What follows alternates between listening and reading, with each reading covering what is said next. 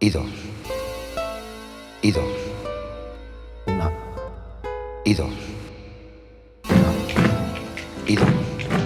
Hello and welcome to Cortesnyc Livestream, the podcast. This show broadcasts twice a week out of New York City. We are your hosts, Cortesnyc and Carla de Puerto Rico. And on the show, we talk about art, creativity, city life from a Latino perspective. I'm a visual artist. And I'm a singer. And this is episode 20, The Art of Podcasting. Like always, you can find us on iTunes, Stitcher, and Podbean, and on social media on Facebook, Twitter, Tumblr, and Instagram. And I just want to give a shout out to one of our listeners, Abyss102.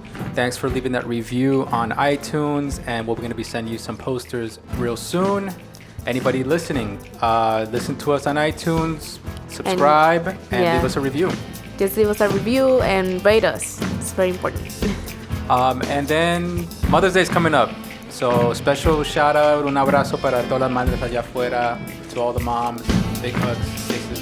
Happy Mother's Day. All right, we've been doing this now 20 episodes. We have so much knowledge. We have 20 episodes worth of knowledge. Yeah, we're experts now. We figured this would be a good time to take a pause and turn around and reflect back on some of the things that we've learned along the way, some of the things to do's and don'ts, things to avoid, and things to keep in mind when podcasting. I figure some of our listeners probably want to start a podcast of their own, or maybe they did at one point and let it go. So I figured, why not share some of this information, and maybe this might help you guys to rethink the way you approach podcasting if you were interested in doing a podcast. Yeah. I used to listen to podcasts for years. What about you, Carla? You've gotten into podcasts, right? Yeah, I've listened to a couple. And I think, you start as a listener and then you look at it and you say, oh, there's things that I'd like to share also, because it's a one-way communication. So then you start to feel like, I'd like to share my information out there with the world. Yeah. So I'm sure some of our listeners are interested in podcasting. So here's some tips for you guys. We came up with a few, just six little bullet points of what to keep in mind when you want to start podcasting. So I'm not going to get into technical stuff like equipment and all that. I think it all depends on your budget. It depends on your technical know-how. I have a very basic setup. I have 2 microphones and a mixer and an iMac, and I record into GarageBand. I like to record into GarageBand because I can edit it and I can add music and all that kind of stuff, and that's something that I like to do. I think it adds value to the audio experience. Yeah, and I think it's pretty simple to work with too. Yeah, and it's free, so that's a big plus. All the technical stuff aside, let's start with our list. Number 1, and the most important one, I think, is schedule. When you want to start something like a podcast or a live stream or something like that, you should really consider the schedule of your podcast, when it's going to be released, and your schedule for recording your podcast. How often can you record? That's very important. You have a busy schedule and you don't imagine that you could ever record a podcast, and then other times you have so much free time, let's say a weekend that you have nothing to do, and you're like, damn, I could do a podcast. I could do many podcasts. And I think you got to be realistic. You should know what are your capabilities before you start a project like a podcast. Don't think about how you're going to get 20 episodes done. Think about how you're going to get 100 episodes done or 200 episodes done. Right. So your schedule has to be able to sustain itself. For recording, it has to work out with your regular schedule, and then maybe find a time to sit down, record your episodes. And then for posting, that I think it has to be a little bit more strategic, depending on when you think people are gonna be more willing to listen to your episodes, and how long would you leave the episode on before putting a new episode. So true. Yeah, I think there's a strategy there. All right, so scheduling is important. That's, I think, one of the most important things, to be honest, and especially because if you're not getting paid for your podcast and you don't have a sponsor or anything, the schedule is the thing that is going to mean whether the podcast will survive or not. I think point number 2, and I think this is what everybody loves, is the part that is the funnest, is the concept of your podcast, the format. What is the concept of your podcast? Is it entertainment? Is it education? Is it just jokes? Is it movie reviews? What do you want to say? Yeah. For our podcast, we already had a concept brewing in our mind.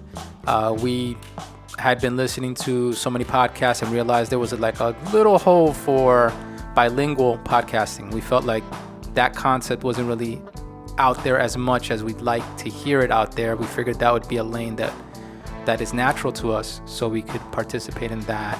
Yeah.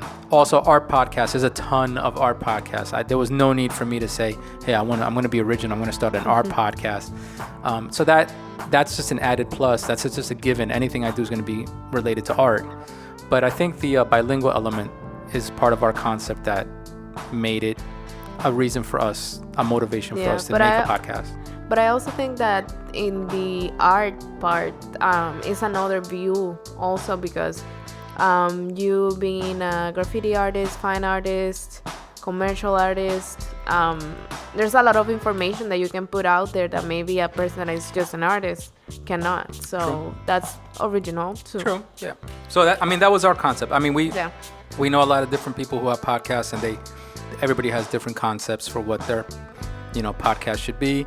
I think within concept and format, there's a lot of room to play and experiment. Your format can be, hey, we just grab two mics and sit around and talk, right? That's our format. We just like to talk off the top of our heads. But even if you're talking off the top of your head, you should have some form of format, an introduction, a middle area, some sense of how you develop a conversation between the two people talking, or even if it's just you talking by yourself. Yeah. A format helps the listener to know what to expect. You give them a rhythm so that every time they tune into your podcast, they understand what's the rhythm of your podcast, and then it's more enjoyable. Yeah, because sometimes without a format at all, the conversation can get lost, and then everybody is just the people in the conversation, and then the person that is listening to the conversation, they're all lost. Yeah. I think also, if you're tuning into a podcast for the first time, if you're a brand new listener and you see that the podcast is 1 hour and you don't know the format and you don't get a sense of that the podcast has a format, you don't know how long you want to hang in there for. If you hear the conversation steering left and right and you're like, where are these people going? You might start tuning out. So that's another reason why a format helps people to predict when certain areas are going to stop or when the conversation is going to shift around, and so that helps. So we got number 1, schedule; number 2, concept, format. Let's go on to number 3, which is, and this is what I'm doing right now, is reading off my list. Number 3 is write out the subjects beforehand. Some people don't like to do this, and I understand. The majority of the podcasts, well, I can't even say that. I can't say the majority because I listen to a lot of podcasts that are scripted.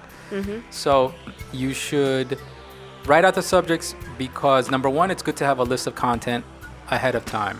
That's going to help you never to run dry, right? If you want to survive to episode 200, you're going to have some of the stuff written down and planned ahead. Yeah. Number 2, you want to have it planned ahead because you want to have the subjects that maybe tell a story, like one episode to the next. It kind of fleshes out your background as a podcaster. I'll give you an example. Let's say a celebrity. Let's say Howard Stern is a famous radio personality. I'm sure from episode to episode you hear different stories from him, whether he's working on something or he's working on a project, maybe writing a book on the side or something like that. He's telling these stories from episode to episode. As these episodes build up, you get to know more of the personality behind the speaker, the person speaking. Right. And if you write out your subjects, you will begin to realize that you're sharing fragments of your life with the listener. And episode to episode, they build up. And what you want to do is you want to control that. You want to kind of mold what you're sharing with the listener so that if they do listen and you have loyal listeners that listen episode to episode, they're going to get a full epic story by episode 200. They'll understand you better. And that will also go into the schedule. And the thing is that when you planned out or when you have themes that you want to talk about on each episode, then you can plan out maybe if we have special event on a specific date, then we Right. can talk about that event or we can talk about that holiday. Right. So plan it out with the schedule and also with your topics, with your themes, will help you to make your content more current. And writing out subjects ahead of time can help you to think ahead and get a little more production value into your episodes. You can think ahead and get guests that, invite guests to talk along with you that will relate to a subject that you planned ahead to record. And then to look for these guests and to see how can you, get that good conversation happening. And also research. If you plan ahead, you can tackle subjects that maybe you're not 100% familiar on, but you can do a little research ahead of time and kind of get more familiar with these subjects. And it'll make for a more interesting experience for yourself as the podcaster and for the listener. So writing out your subjects ahead of time, very important. That's why it's number 3. Así es. Number 4. Número 4. Pre-record your episodes. This is, this is a big one, and I recommend it. I can't recommend it enough. Yeah. Pre-record some of your episodes. So plan ahead and also pre-record your episodes. Have some episodes recorded on the side that can help you in case that there is a rainy weekend that you just can't get up and you can't record. Maybe you have a wedding on a weekend or you have something happening that night and maybe you got laundry you got to do. I don't know. You got things you got to do. Let's don't talk about that. But, you might have things in life that happen and they prevent you from being able to record on a schedule on the fly. So what you want to do is you want to pre-record episodes. You want to have some in the bag. We try to have at least 1 or 2 weeks ahead of schedule recorded. Yeah. Except on some situations that we try to squeeze one in, when we can. More recent, more current, but we try to have pre-recorded episodes. I think it helps. I think that was a problem when we were doing the live stream, that everything was live. Yeah, for the live stream that was tough. A lot. It was a lot because it was not only that it was live, but it was live for 4 hours. So being live for 4 hours, let's say from 9 to 2 in the morning, is tough. It's tough. And we weren't scripting it or anything. Nothing. So that it was all on the fly. It was all, just spontaneous. There was some areas where we would ramble on and start talking about subjects, and the conversations would change with our mood and everything. Yeah. And I think that's another reason why, if you script out and you pre-record and you plan ahead your episodes, I think you spread out your information. You don't have to throw it all into one night. Exactly. And one episode. Exactly. You don't have to talk about everything in one episode. You can spread it out, and that helps. Yeah. Also. Yeah. All right. So pre-recording episodes. That's why it's number 4. And it's very important. Number 5. Yes. This is the one that people also enjoy a lot, especially graphic artists. But packaging your podcasts. I recommend that. That's on the list. That's one of the important things to do and to keep in mind. Packaging your podcast. Obviously, you're going to come up with a name for your podcast. Some people like very catchy names. Yeah. On my podcast, this podcast, we went very generic. It's just Cortesnyc Livestream. That's all it is. It's a continuation of the live stream. Very generic. But some people like to do catchy names. I think catchy names help, but I don't think it's going to make or break your podcast. I think if your podcast has good content, people are going to listen in and follow you. Yeah, I know podcasts that they have very simple names, straightforward, and because of the content is good, everybody wants to listen to a podcast. But one thing that is true is packaging the visual that goes along with your podcast. That's important. Yeah. Because that's how you're going to catch new people that never heard of you. They might just see your icon or your album cover in iTunes and they might click on it. So it is important to package it well. Come up with a catchy little logo. Come up with a catchy image, a catchy album cover. Also, part of packaging your podcast is the music. The music behind when we're speaking right now, that's music that I've had, and that's just music I've created over the years, and I just happen to have it. And I think the music helps. It helps the timing of conversations. It helps the listening experience. At least you have something in the background. Yeah. It's not that silence. It's better because the majority of podcasts, because of the right of the music, they don't have the copyrights and all the that. copyrights. Yeah, they don't have background music. Sorry. So I think that our music helps a lot. Yeah. It makes it more interactive. Yeah. Like a radio show. Yeah. And then also the music, I think, it's people have to edit it, and they don't want to play DJ. They don't want to edit a bunch of music behind them and spend hours doing that. So a lot of people don't do that on their podcast. Yeah. But what I do is that I lay out all my music in GarageBand. I have like 12 songs in the background, and I just record over it, and I have different variations, and that's why you'll hear some of them they repeat. But it's in the background, and that's what it is. So music is important. That's part of the packaging. Your logo is important. Your album cover.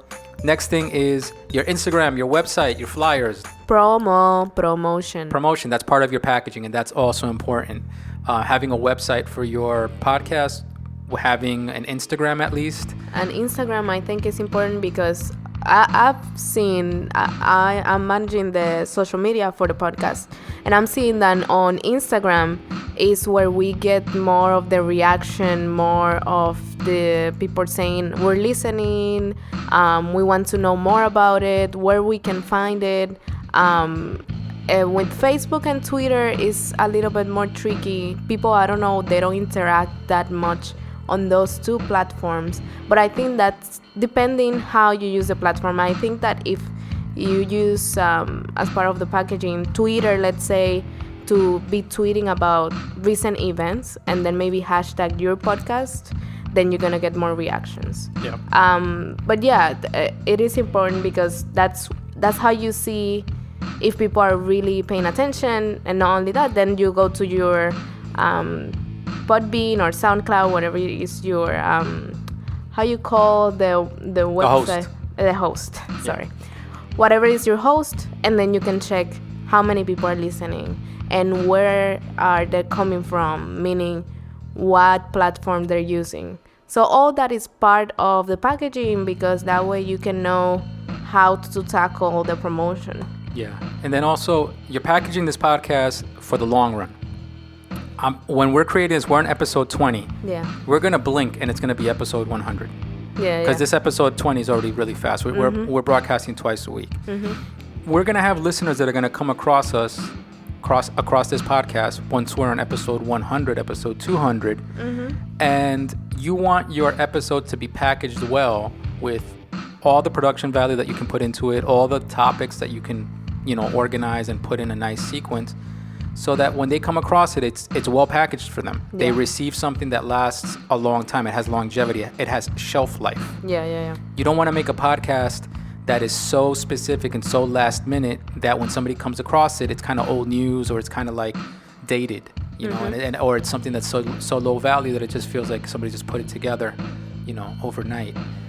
So I think that's where packaging also helps, making sure also on iTunes that you put your subjects, your description of your podcast, what's in the episode, what's the content. Yeah, that's another thing. And so exactly. So if you're scripting your podcast, you can put that information already. You have it written down, you put that right into your description. And that's part of the scheduling, and that's part of having your themes ready, because then it's going to be much easier for you if you have all your notes ready to then go into the promotion and into the preparation of the post or the podcast notes and all that, because you have it ready. So it's not that big of a deal. Yeah. So that's number 5, packaging. Packaging is important. Moving on to number 6. Yes. Says.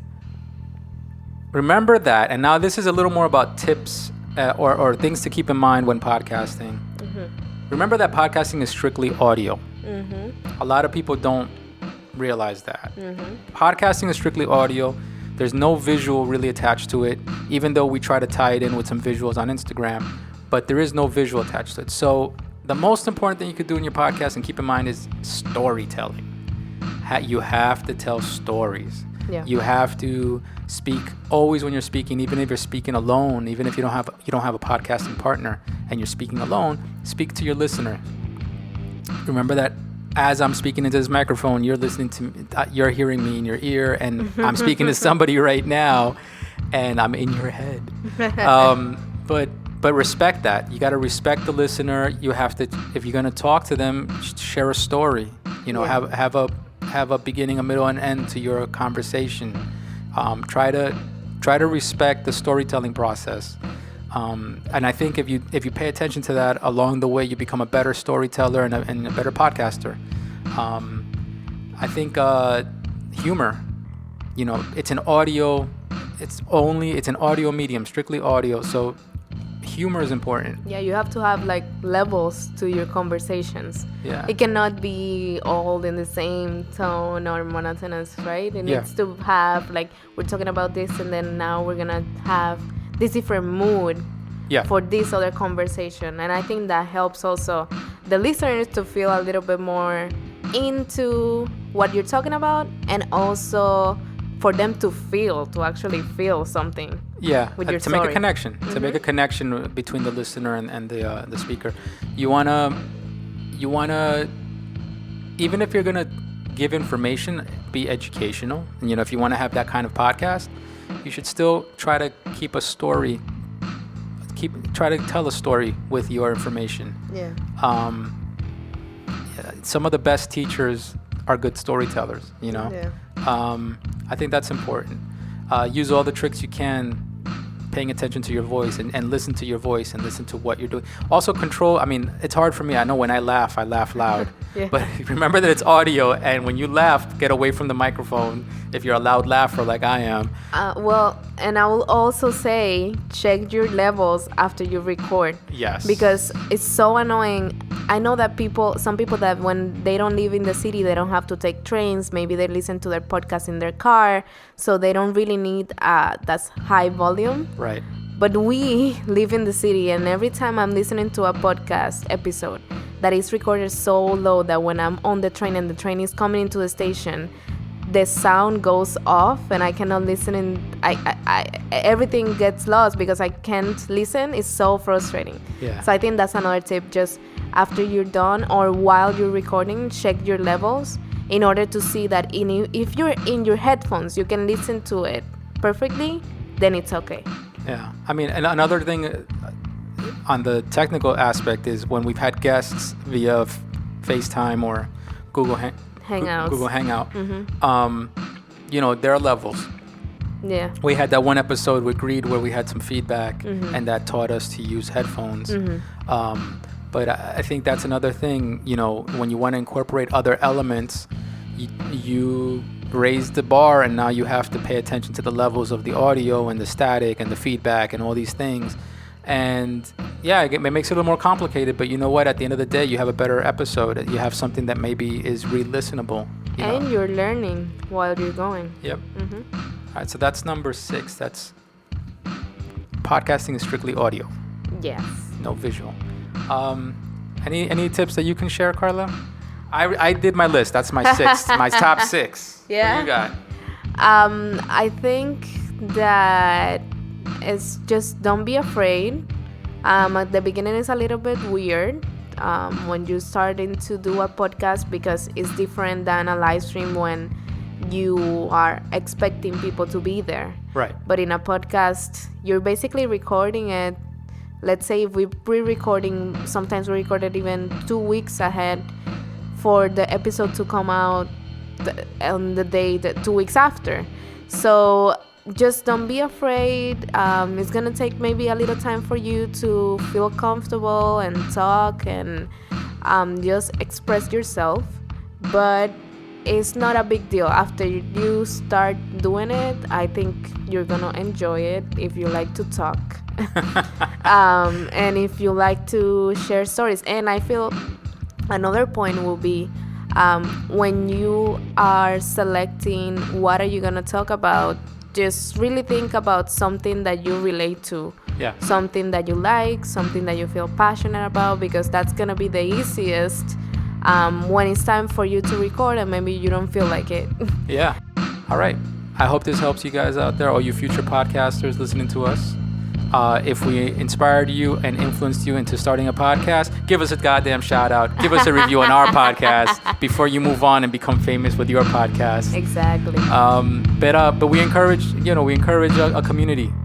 So if there's any people out there trying to start a podcast, let us know if you started one. Follow us on Instagram, Cortesnyc Livestream. Let us know if you started your own podcast or if you're somebody who has been podcasting for a little while and you want to share your podcast with us. we can give you a shout out. Yeah, we need more voices like ours, so just go ahead and podcast. Si lo estás haciendo todo igual, no tiene ningún color el paso que hace. Separa menos tiempo. 1, 2, 3, 4, 5, 6, 7, 8, 9 y 10. Culture Talk. It's Culture Talk. And it's Mother's Day. For Mother's Day. Happy Mother's Day. Culture Talk. All right, so this Culture Talk, we're going to do a movie review. Yes. We're reviewing Like Water for Chocolate. Finally. Finally, we've talked about it so much on this podcast. Finally, we're going to review it. This is the very brief summary of it on IMDb. Like Water for Chocolate is a drama romance from 1992. When tradition prevents her from marrying the man she loves, a young woman discovers she has a unique talent for cooking. That's it. That's it? That's it. all they say? I can read it twice if you want. When tradition prevents her from marrying the man she loves, a young woman discovers she has a unique talent for cooking. All right, so we're going to give you our summary. Basically, a woman is prevented from marrying, a young girl is prevented from marrying someone that she's in love with. Because she's the youngest in the family, and Tradition says she has to stay taking care of the mother. Right, and because of that, the guy that she's in love with ends up marrying her sister. So messed up. Ends up marrying her sister just to be near her. And in the process, along the way, we have this magical realism stuff where the girl, the main character, discovers that she's cooking and her tears go into the food and it makes everybody sad. And her rose petals that the guy gave her, love, some flowers or something, end up becoming passionate and sexual and everything. We'll get into that. Yeah. But it's all magical. In her all food. about magic In her food, and it's told from the perspective of like her later relatives, her great granddaughter or whatever it might be, just like Coco. Just like Coco, that's true actually. Yeah. All right, just a quick note. So the one interesting thing that I learned about now, I think we both discovered this, is that the director is Alfonso Arau, and I think that his wife is the one who wrote the novel. Yeah. Right? The writer is Laura Esquivel. Yeah. So it's a husband and wife, and the wife wrote a novel, and so he ended up directing the movie. The novel came out before, obviously, the movie, and so he directed the movie. And I think it's a good, no pun intended, but it's a good marriage between writer and director there, because the movie feels like a poetic story, and it's very good. Did you like the movie? Let's start with that. Well, I thought I liked it the first time, but this time for the review, I was like, oh my God, this is so annoying.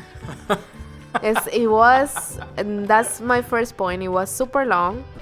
It's super long. It's super dramatic. The way the mother talks is like, what the fuck? You don't love your daughter at all. Yeah, I think I've seen this movie, maybe this might be the 6th time that I've seen it over the years. I saw it when it first came out. This is 92. Yeah. So I was 20. Yeah. But I think watching it now, it really looks like an overdramatic novela. I still think it has value. I think there's still something you can still recommend it to people. But I think it's very dramatic. There's things there that... Very novela. Yeah, like there's some elements, if you take those elements and maybe you try to make another movie, leaving behind the drama of church and freaking tradition and family tradition, that was so, oh my God, crazy. Yeah, I don't know if people still feel that way. Exactly. So let's say if you want to make a remake of this movie at this time, maybe you can leave the magical realism of your emotions into the food and how your emotions translate to others through food, but in a different setting. I don't think that will work anymore. Yeah, I think you could you could also maybe leave behind some of the I'm gonna marry your sister. Oh my God, what a stupid plan. That's a stupid plot. I'm gonna marry your sister to stay near you. That was weird. So horrible. All right. So in general, yes, we like it, but it's a hesitant recommendation, but still we would recommend it. Now let's just get into some of the points that we saw throughout the movie. Yeah, let's do it. So the movie, the title is interesting. Just starting with that, that's one of my first notes. It's an interesting title. Like Water for Chocolate had me curious when I first heard it. In Spanish, it sounds interesting, and in English, also interesting. I just imagine something, because in Spanish culture, hot chocolate, is a thing. And, I feel like it's like Water for Chocolate. I'm ready for you. Yeah. Like I'm ready for anything. Yeah. The theme music is memorable. When I heard the theme music, I haven't heard it since I first, or a few years back since I've watched it. I rewatched it, and watching it now, I'm like, wow, yeah, the theme music is pretty good.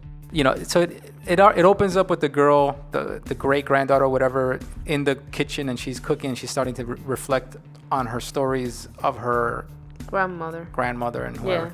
And she starts telling all these stories, how almost like a recipe book, like when you're cutting onions, make sure that you do this, because if you do that. For me, I have a note here that it was very impactful images when there's somebody that is giving birth, and supposedly the tears were converted into salt.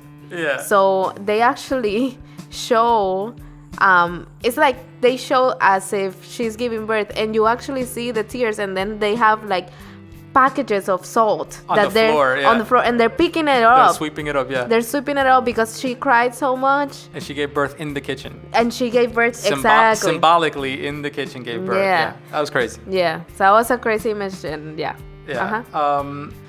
Right out the gate, they start introducing that Gertrude is all the drama in the family. Gertrude is not really the daughter. They already hinted to you right away. There's like spoilers right up front. Like Gertrude is not the daughter, but actually the daughter of the mulatto, who is the lover of the mother. The mean mother who's restricting the daughter from following her heart. Who's actually Tita. had Tita, yeah, the main character. The mother, who's the mean one, actually had a secret lover, and had one of the daughters is the product of that. Yeah, so she's trying to make Tita, which is the main character, to be this perfect daughter, and that she has to follow tradition, and that she has to follow the rules. But the mother wasn't a saint. Like, she did her things, and at the end of the day, she even had a daughter with that guy. And I think the fact that the mother is so mean, such a dictator figure, and such a wicked stepmother type of character, and they tell you right out the gate that she did something dirty, she has a secret, makes you hate her even more throughout the whole movie. Exactly. It makes you, like, right out the gate be like, I hate this bitch. And then throughout the movie you're like, oh my god, I hate this woman. Oh my god, I hate this woman. Because throughout the movie, she is making Tita's life impossible. Yeah. Like, every single thing Tita does is something that is wrong, that she cannot, and she actually approves everything that makes Tita sad. Yeah. Early on, we get the guy Pedro, who is the lover that Tita falls in love with, the guy that she falls in love with. He proclaims his love to Tita. He comes up to her. He's like, oh my God, I love you, blah, blah, out of nowhere, which is like so dramatic. It's like, oh my God, I saw you and now I love you. Yeah. And he proclaims his love to her. And then the mom finds out and says, no, you're not allowed. You will not be with that man. But it wasn't, but it wasn't because he was any type of man. It was just because she was supposed to stay there with her. Yeah. Because she was the youngest. Yeah. And she told her like that, no, you cannot get married because you're the youngest. And your responsibility is to stay with me and take care of me. And I'm like, what the fuck? Really? And so then right away they introduce also Chencha and Nacha. The old lady? The old lady who's like the sirvienta, the maid. Yeah. She's the cook. Yeah. And they're like more indigenous type of Mexicans. They have the very indigenous, like Mexican Pueblo type of accent. There's a classism that is shown in this movie between the aristocratic, Spanish people, Mexicans, and then the more like servant type of Mexicans. There's a kind of colorism there. Yeah, there's a colorism. Colorism and classism, because the way they talk, you can even listen in the way they talk. The maids, they use kind of like more a campesino accent. Yeah. and then the women of the house, they're all talking in this like neutral Mexican accent. Yeah. Yeah. But yeah, so they introduce these characters right out in up front, and then Pedro decides to marry Rosaura because he's not allowed to marry Tita. So he says, "All right, fine, I'll marry your sister, Rosaura." Everybody's like, "What the hell?" Chencha's like, what is this? How can how can a man just change his love right like that? You can't just change. She says a funny thing. She says something like, no puedes cambiar tamales por something. Like she said some shit like that. Yeah. A food metaphor. Like everything's food in this movie. But so then right out the gate, not the grandmother, I keep thinking she's the grandmother, la sirvienta, the Nacha, she starts to console Tita, and that's where this whole mythology comes in, that's where I started questioning, and I remember telling you, like, am I supposed to believe that this is really happening, or is this just Nacha inventing stuff to make her feel better, telling her, no, he's really marrying your sister just to be closer to you, or is it real? Because it sounds far-fetched that somebody would do that. So it starts to play with your trust in the narrator. You're not sure whether you can trust the narrator, that is the narrator telling you the truth, or is the narrator telling you myth. Well, but then It's all after tall that tale. is when so it's the day of the wedding, and Tita has to do the cake. The wedding between Pedro and Rosaura. Tita's sister. Yeah, that's it. Right, and You it's an got it. old-time wedding Yeah. with a song and a mood like a funeral. Yeah. It felt like a funeral. Yeah, so Tita is in charge of making the cake for the wedding. And she starts crying, and her tears go into the wedding cake. And then when everybody's eating the cake at the wedding, everybody starts crying, and they get a stomach intoxication, and everybody starts throwing up in the wedding party. So they're sharing in her pain of longing for somebody that they couldn't be with. And even the priest is everybody's like sad and crying, and everybody at the wedding that's eating this cake that she cooked with her tears is crying, and it's hilarious. Crazy. Yeah. Quickly after that, we find out Nacha's dead. I know. Right after this wedding. Yeah. The cake got to her. Yeah. The sadness got so dramatic, so deep into her soul, that Nacha couldn't handle it, and she died. Who knows what dark secrets Nacha had? Exactly. You see? Yeah. She probably had some dark secrets in the closet. Yeah, I'm pretty sure. And that's why she's dead. So Nacha's dead, and then it's the wedding night, and Pedro doesn't want to. He doesn't want to fuck Rosaura. He doesn't want to sleep with her. And that's another thing. I think I didn't realize that on the first time I watched it, but this movie is super old, and they have super old school rituals, because on the wedding night she had to wear like this what is it, like a sábana, like a blanket. It's like a light blanket that it has like a little hole, and that way they'll know if she lost the virginity or not, because the blood will go there. So it was super weird when I saw it on this time. I was like, wow. So he married the sister and is with her for 3 months before he finally has sex with Rosaura, and it's just a quick 1-2, a very religious ceremonial sexual act, and it's over, and with a prayer and everything before you do it. And she's pregnant. Oh yeah, she was pregnant right at the gate. Yeah. Oh yeah. Yep. And then Pedro gives Tita some flowers. This is the part where he gives Tita flowers on the low. He sneaks off and gives her some flowers, and Tita takes those flowers and cooks with the flowers that Pedro gave her. Yeah. Oh, and that's when it sparks erotic. the passion and the excitement. Because now everybody. Now Tita realizes that Pedro does have hidden feelings for her, and that he still loves her. Yeah. That he did it for her. So she takes those feelings and these flowers and makes some sort of bird, like a small hen or something. Yeah. And she makes it with the little flower petals around it, and then everybody that's at the table is cooking and is eating this plate that she made. They start getting all passionate and hot and heavy, and then that's when the sister goes out. Gertrudis, the sister, runs out naked. She runs out to take a shower because she's so hot. Yeah. She's got to tear off her clothes, goes into the outhouse, or the shower out back, takes a shower. The steam is everywhere. The shower bursts into flames. Her smell goes out into Her pheromones, yeah. into the environment, and then men are coming into where she is, but specifically this one man, which is gonna be her husband. He's like a rebel. He's a rebel in the revolution. Yeah. So he comes On a horse to her, and then she gets out of the shower naked, and she goes out. She starts running with him. She jumps on the horse and runs away like And a fairy tale. Yeah. So we're looking at it and you're like, is this real? Is this not real? What's going on? And then everybody that's watching it is like, oh my God, I can't believe this, whatever. But then they go and they tell the mother, and the mother is like, I don't want anything to do with her. Yeah. And then they find out that no, the truth is that Gertrudis was working at a brothel in town. So she had her own little dark secret. And I guess this revolutionary rebel was maybe one of her clients or something. They must have had a previous relationship. Here they introduce a doctor, the gringo doctor, which is hilarious. He's an American living in Mexico, and he's a doctor. They introduce him to that as a character in the movie, and he's the family doctor, and he speaks with a funny accent because he's got that gringo accent that they used to do in the movies all the time, with the heavy English American sound.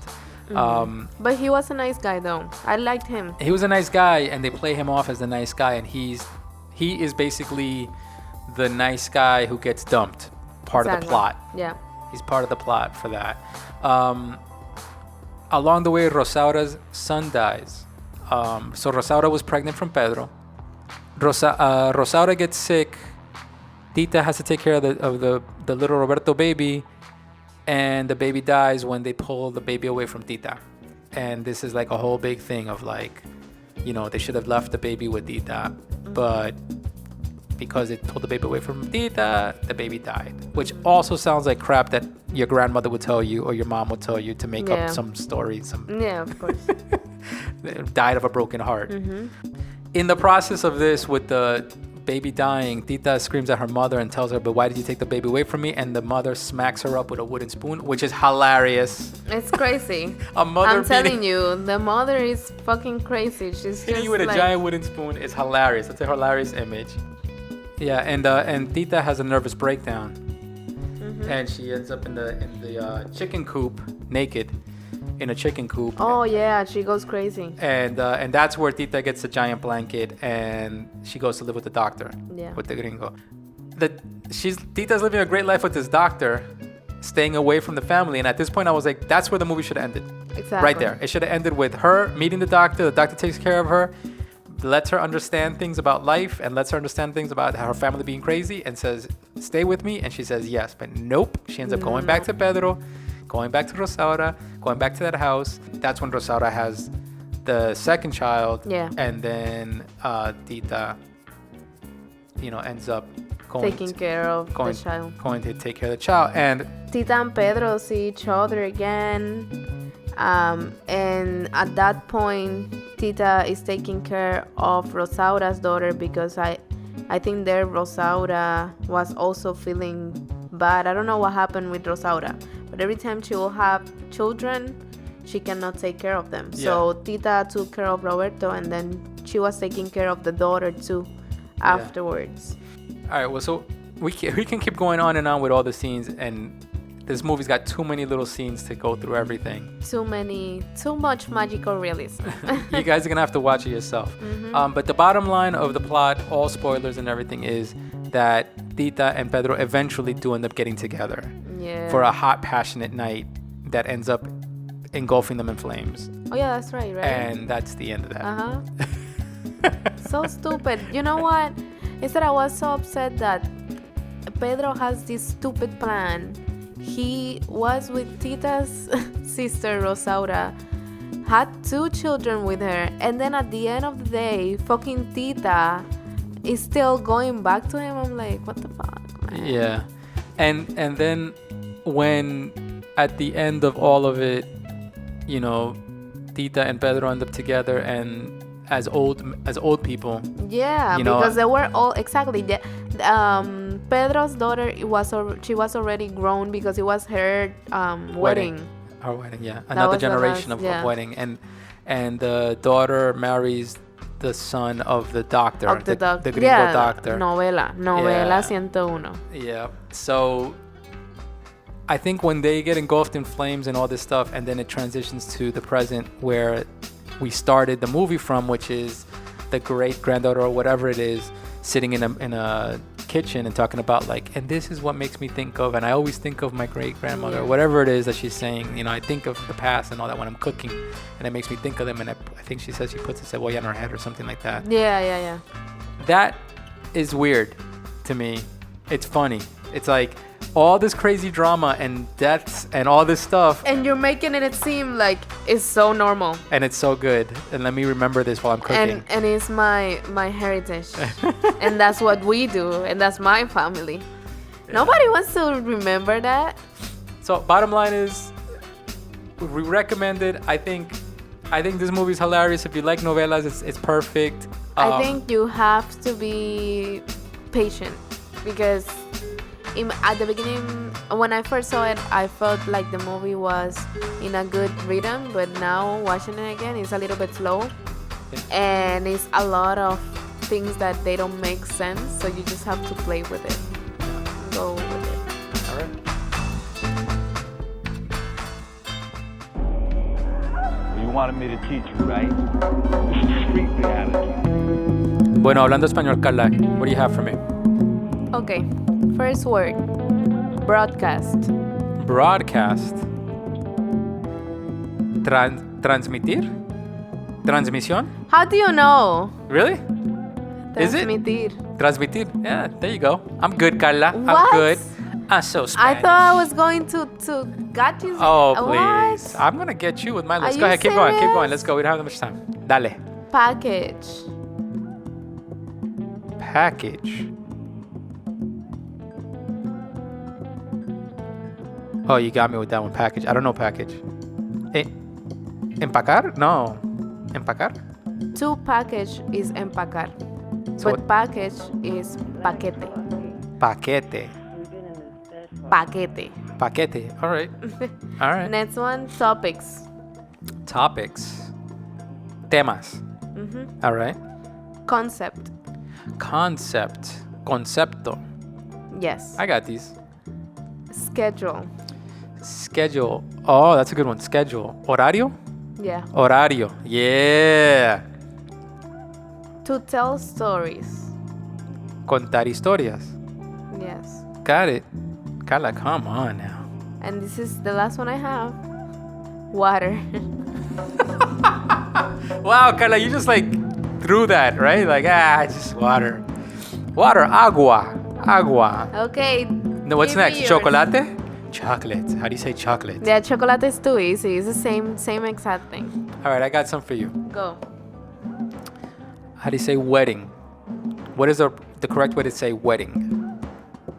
Well, we have two ways. There you go. So give me the two ways. We have boda. Boda, and- just boda. Boda. B-O-D-A, boda. B-O-D-A. Boda. Okay. And we have matrimonio. Matrimonio, but matrimonio is Marriage. a marriage.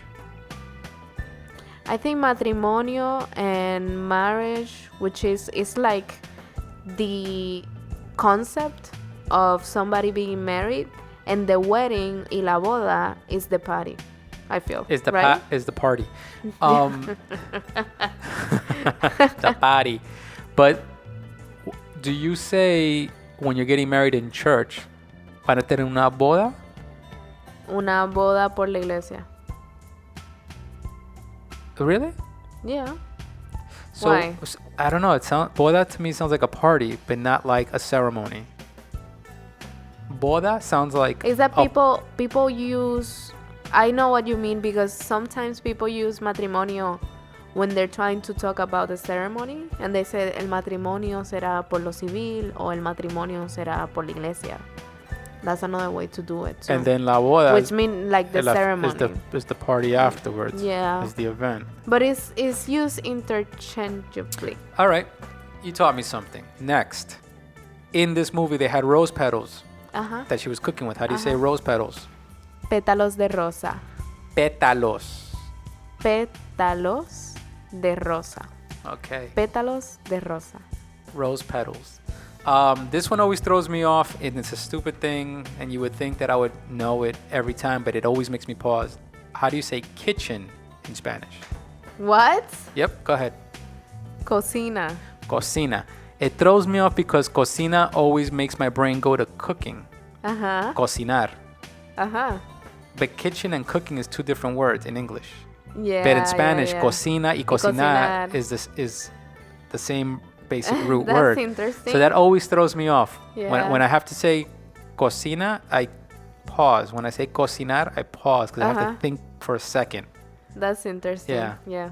All right, so kitchen is? Cocina. All right. This one you might not know, and I don't know. But in the movie, she was in a chicken coop.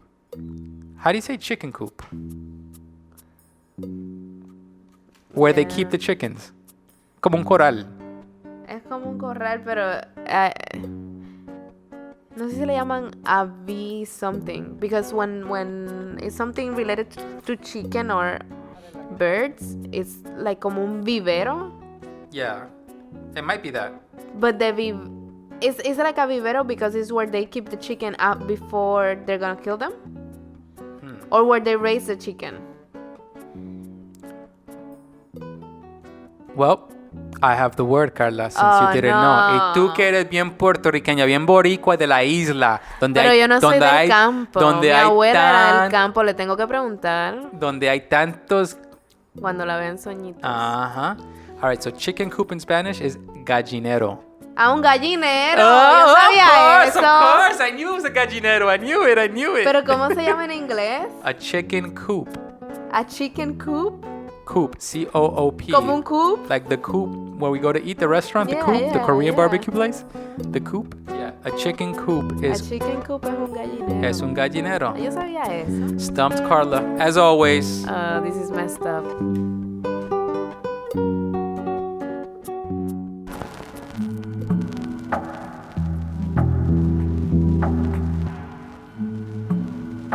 All right, episode 20, done. Yes, and again, we want to say Happy Mother's Day to all the mothers out there. We hope you're having a great Sunday, great weekend, great week, great year. Thank you for everything you do for us. Love you. And now that we shared all our podcasting secrets with everybody, I hope to hear all these new podcasts out there coming up. Just leave us your comments on Instagram. Let us know what you think, and maybe if you're starting a new podcast, follow us and give us a shout out. All right, so next episode is going to be episode 21, technology. We're going to have special guests. Guillotine Cuts are back. Yes. They are back in the house. We're going to be talking about what computer apps, what phone apps, what technology we use on a daily basis to create things and for entertainment. Yes, and on Culture Talk, we're going to be talking about the Latino experience with technology. You know, when you have your family on Facebook, Instagram, Twitter. Social media, yeah. All social media. What do we do? We're going to tell you. And at the end, as always, Hablando español.